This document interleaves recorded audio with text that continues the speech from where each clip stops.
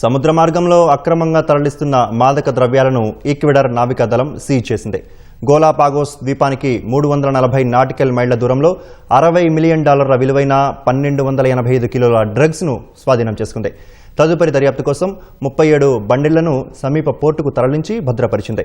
Pacific మహాసముద్రంలో వ్యవస్థీకృత నేరాలను అరికట్టేందుకు భద్రతను కట్టుదిట్టం చేయడంతో భారీ స్థాయిలో డ్రగ్స్ పట్టుబడ్డాయని ఈక్వెడార్ నేవీ అధికార ప్రతినిధి తెలిపారు. ఎయిర్ ఫోర్స్, నేవీ సంయుక్తంగా ఈ ఆపరేషన్ చేపట్టాయని వెల్లడించారు. మాదక ద్రవ్యాలు భారీ స్థాయిలో పట్టుబట్టడంతో డ్రగ్స్ ముఠాకు ఇదొక పెద్ద ఎదురుదెబ్బ అని చెప్పారు.